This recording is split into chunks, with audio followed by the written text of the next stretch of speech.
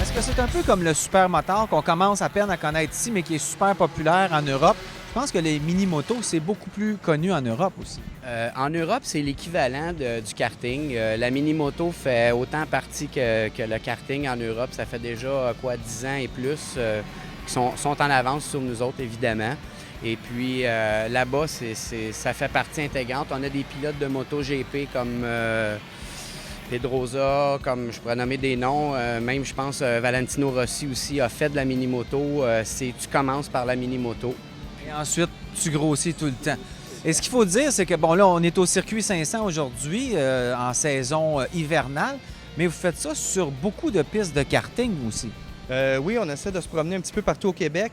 On va karting Pointe-du-Lac, Saner, circuit Quillon dans l'ouest, Valva dans le nord de Montréal.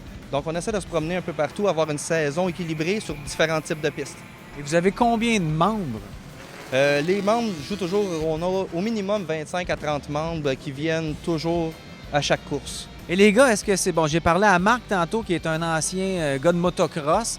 Est-ce que c'est tous des gars qui ont fait de la moto ou comme Jonathan, l'autre à qui j'ai parlé, il n'a jamais fait de moto de route? Est-ce que ça vient? C'est quoi le background, là? Ben moi, c'est ça. C'est lors d'une chute à deux montagnes sur le circuit, une chute à 160 km/h. Donc, quand j'ai vu la mini-moto, j'ai dit « Ah, ça serait peut-être moins dangereux. » Donc, la plupart de la clientèle, c'est des gars qui ont déjà fait de la moto puis qui veulent avoir du plaisir sans être trop dangereux, sans être trop coûteux.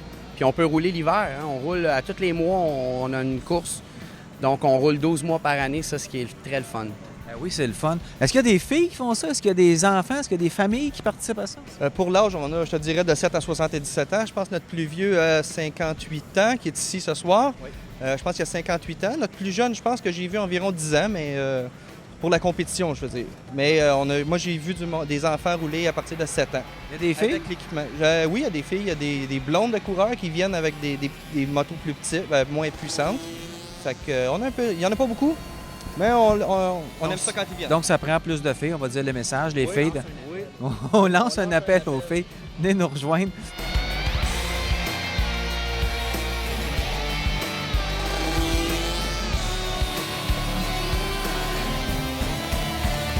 C'est quoi l'avenir de ce sport-là? Est-ce que ça va toujours rester une niche ou vous travaillez à développer ça un peu plus? Bien, en 2004-2005, il y a eu un boom avec les motos chinoises. Puis après ça, il y a eu comme une transition l'année passée. On a tout changé. Hein? On s'est acheté des motos italiennes. On a expérimenté. Le calibre est beaucoup plus fort depuis 2 ans.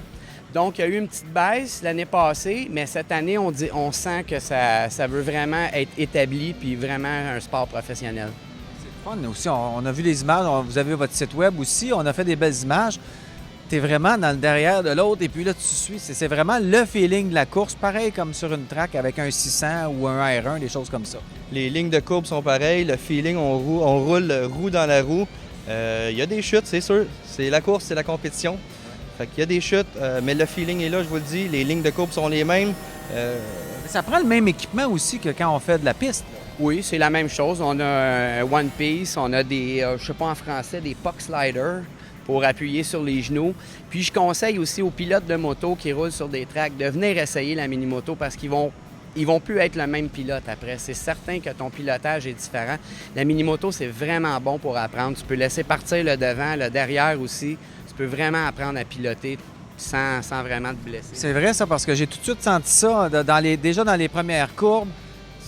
Ça te fait moins peur qu'avec une grosse moto de 300-400 livres. Alors, tu peux essayer un peu plus de pencher ta moto et de toucher le genou par terre. C'est facile, là. Tu tombes de moins haut aussi. Oui. Et puis, justement, les high-sides sont moins hauts, sont moins dangereux. Moi, la passion, c'est ça. Je dis au monde, moi, vous avez un pocket bike à 200 $, venez aux courses ou venez aux pratiques, venez au CLMMQ, venez au GPMQ. C'est amical, les gars vous aident, tous les spécialistes qui sont là vont vous aller. C'est tous des spécialistes, les gars qui viennent ici. Ils vont vous aider. On n'est pas là pour diminuer personne. C'est vraiment amical, on a du plaisir. Toute une fin de semaine dans les fins de semaine de course. Puis tout le monde s'entraide. C'est vraiment familial. Ma fille tripe sur ma moto, puis elle dit que c'est la sienne. Donc, c'est vraiment familial. Bien, merci beaucoup, les gars. Félicitations pour votre passion. C'est le fun d'avoir des gars passionnés de moto comme ça. Bonne chance pour votre prochaine saison. Puis ceux qui ont des pocket bikes à la maison, là, sortez-les puis venez vous essayer contre ces gars-là. Je pense qu'on va pas mal s'amuser.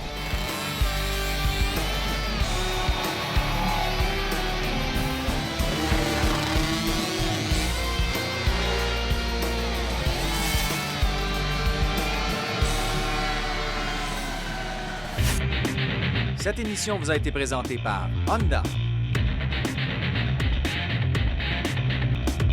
et Yamaha.